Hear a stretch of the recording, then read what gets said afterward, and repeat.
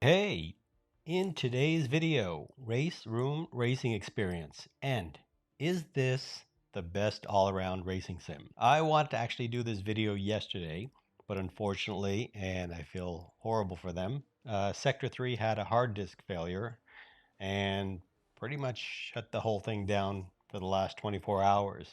Definitely a hard thing to swallow for sure, and having to deal with something like that is not fun. We're here, we're back online, and I want to talk about Raceroom Racing Experience. So to clarify the best, this is my opinion on what I feel makes or breaks a game and the types of criteria I look at. So one would be ease of use. Is it something that you can just plug and play, simple and quick to get into with a variety of cars and tracks? Of course, in any racing sim would be controls, force feedback, and physics. What else? Continued support, definitely something I look at. Are they constantly working on updating an incentive? What's my incentive to come back? You know, especially if there's no career mode, and if you're not so much into multiplayer, what other things are there for you to do? DLC is definitely another one that's important, and price. Now, the reason I leave price at the end is because if all those things above are there and they're good, then for me it's worth it, and it's not really a matter of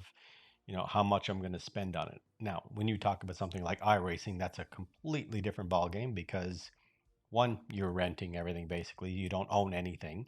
And the investment is quite huge to get into that. I mean, I do iRacing. I have, a handful of cars and tracks. It's not something I'm going to continue investing into. Now, the reason I choose to come back over and over to Raceroom, one, to get into this game, there's actually no investment right at the beginning because the game is a free to play for the base content. It's a really good way to get your feet wet, just to kind of get in there and go, do I like it? Is there enough variety there for me? Do I want to continue going on to it? And if so, then then you can start investing. Now, when we talk about a variety of cars and tracks, if we just look at the summer sale, now they give up to 50% off, which I think that's a really great value on getting a lot more of the content. Now, I'm missing a few things here and there, so I'm going to go pick them up. But you know what? Let's jump into the summer sale right away and see what's available. Okay, so when we're on the store, there's a few different ways you can buy. You can either buy the starter pack, which I did initially, and then you can buy the pro pack, or you can buy the premium pack. Now, the premium pack is just everything, every track, every car, you get it.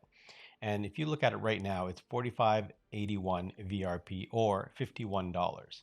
Now, the amount of tracks and the amount of cars that are in this game, $51 is a steal. Really, it is. So, first thing I'm going to do is I want to go to tracks. And you can see I have a lot of the tracks already. There's a couple that I'm missing. Now, a lot of the Swedish tracks, they're not ones that I have bought all into, but there's a couple like Road America. I definitely want to buy that, and it's 250 points right now. Shanghai, if you look at that, 150 VRP, that's really good. Zhuhai is another one that's really good. Okay, so we have here Road America 250 VRP. And one thing is to purchase VRP, you can go to Raceroom store and pick it up there. It's a lot cheaper. You get a really good deal on the VRP rather than buying with currency. So for me, it's 250 VRP. So we'll pick that up right away. Confirm. Purchase was successful. So I have 402 left. That's all I'm going to buy for now.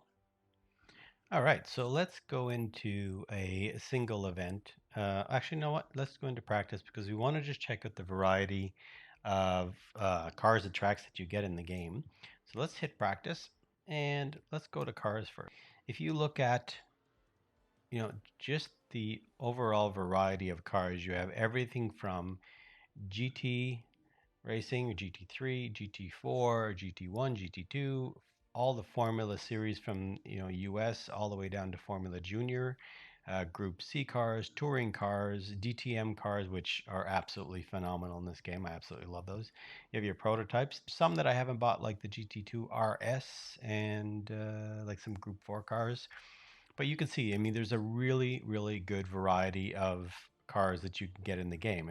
So if you look at the tracks, I mean, you can't argue that this does not have a huge selection of tracks. You have everything from European tracks to Asia Pacific tracks, North American tracks, and then these are all the Swedish tracks, which is, of course, because Sector 3 is from Sweden. If we go back, look at controls and force feedback and physics in the game, the controls, we're just going to pop up here.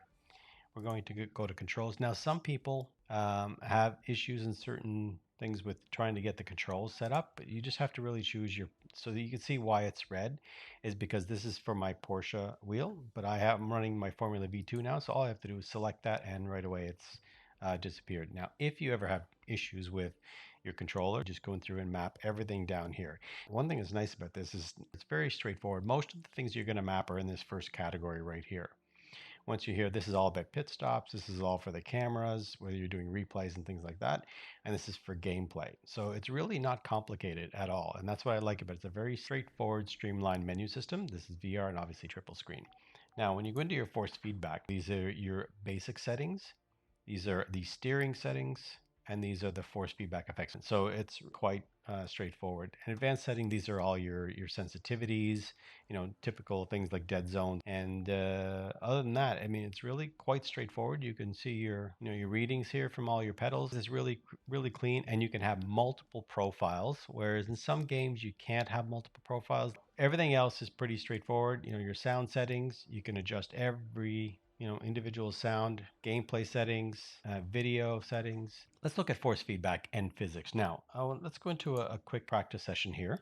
I actually really enjoy the DTM. So let's take out the 2016 DTMs. I'll take out the Mercedes and let's do a good old Canadian. And you know what? I just bought Road America. So where are you? Take the Grand Prix track. Yeah, we'll just go out and do a simple lap or two. See how this feels. Now, I like when you can get into a game without very much effort to set up, because it is a sim. It's not an arcade racer. There's a little bit more investment in time to understand your setup and how everything want to be customized to the way you like to drive. So it's a little bit more effort, but that's what a sim racer is supposed to be. This is the new setup menu. They're slowly merging into a new updated UI, and this is the first elements of the UI, so you can do all your settings here. It's very clean, very easy to see. These are your assists, so I choose real. Now the dash that you see here is Auto Dash, so it's a third-party HUD. You install it. It's very quick and easy to put together, but it's really good because it has a lot of different features and options you can have. So let's do a quick lap on this.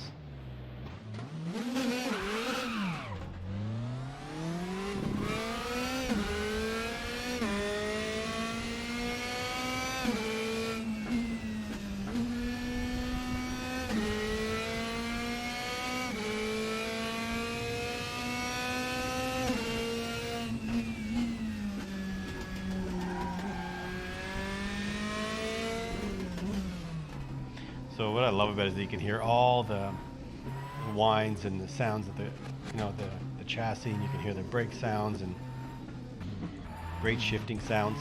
Let me just do a little out of car view. I mean, you can't tell me that doesn't sound beautiful.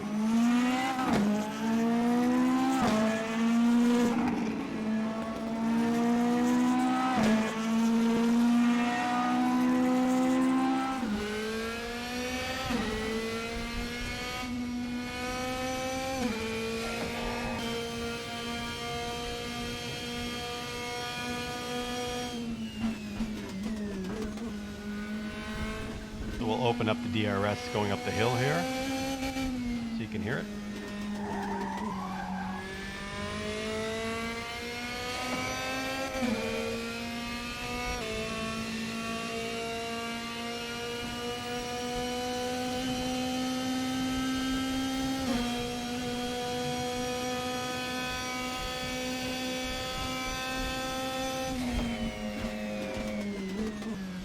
All right, so that was a quick lap with the DTM 2016, and I mean, probably one of my favorite series of cars in the game.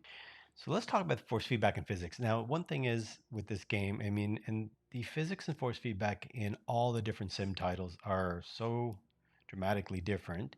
It really comes down to your personal taste of what you like in force feedback and what you like as far as the physics is concerned.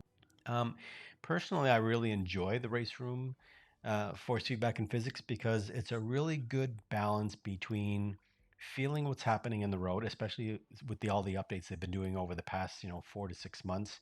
And if you dial in the right settings between your wheel and the game, especially if you're driving a direct drive wheel. Now, let me just tell you quickly my settings that I'm running currently, and I'll show you my settings in the game. So I run auto sensitivity. I run my force feedback at 80. Linearity, I have it at off. Natural damper, I have it at 15. Natural friction, I have it at 5. Natural inertia off. The force feedback interpolation, I have that set at 4.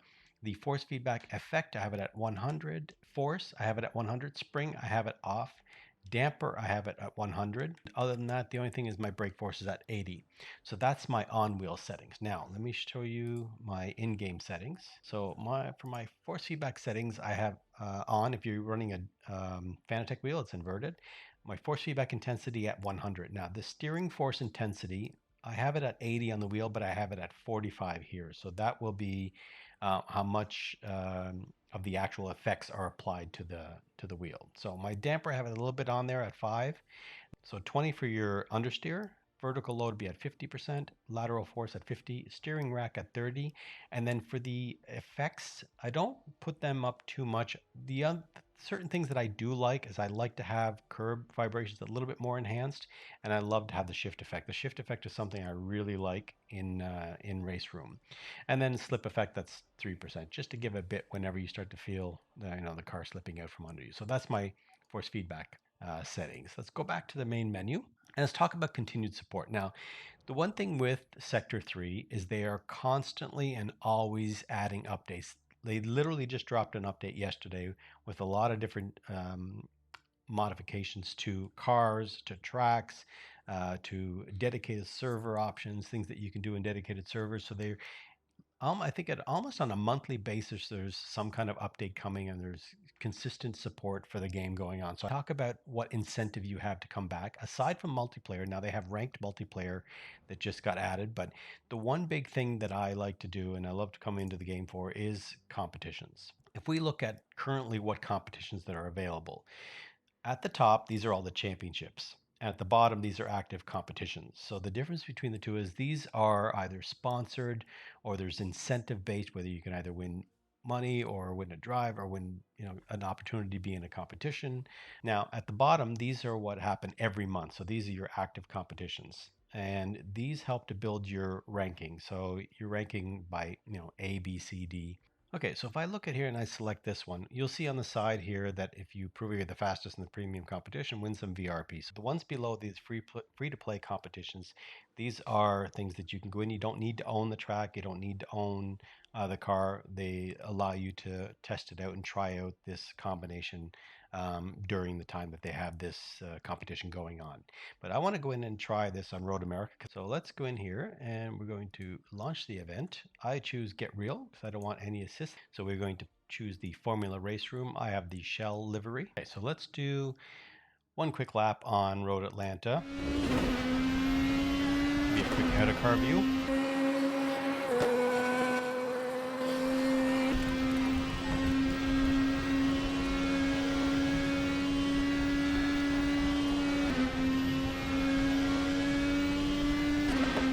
What you might not be able to hear come through is all the spatial sound. So as you're going under the tunnels or bridges, or coming into areas where it's less open, you hear all those different variations of sound. So coming under this tunnel, really nice job they did with this track. I've been wanting to pick it up for the last few months. That's a lap in the Formula US on Road Atlanta. All right, so this is the leaderboard, and it's showing where my first lap was at 493, doing one lap. So my ranking is B currently with all the competitions that I've been going by every month. I try and take part in as many as I can. All right, let's go to the store. Because we talk about DLC, one thing that Raceroom is always updating with new content. I know there's a few things in the pipeline that they haven't announced yet, but that are coming out.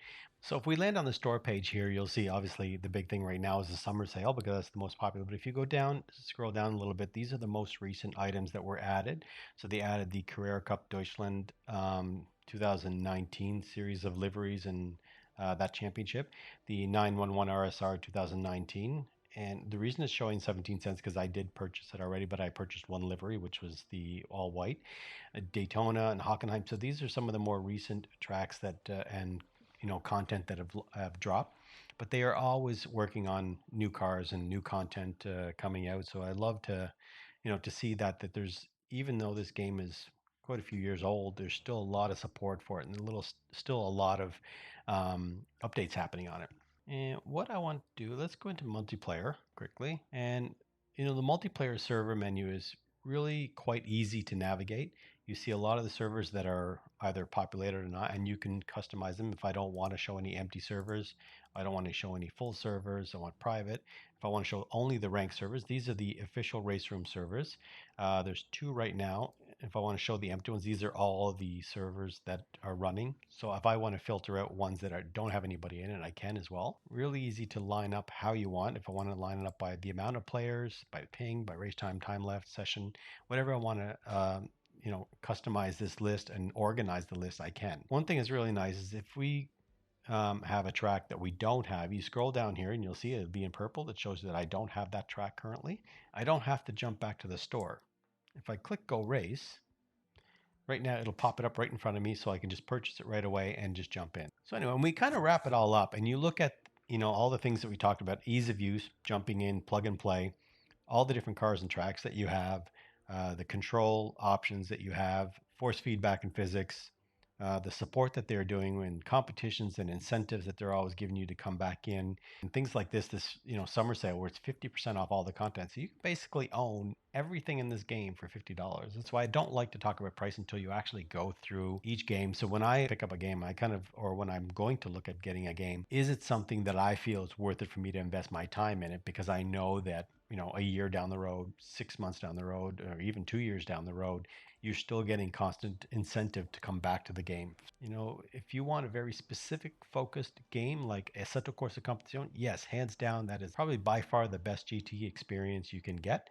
But when you want a game that has a lot of variety and you can have a lot of different variation in cars and tracks, then in Race Room, I have to give it to them. They do a great job of constant support in this game and adding new content all the time. All right, so I hope you guys enjoyed my 2 cents on what I personally think is the best all-around sim racing experience.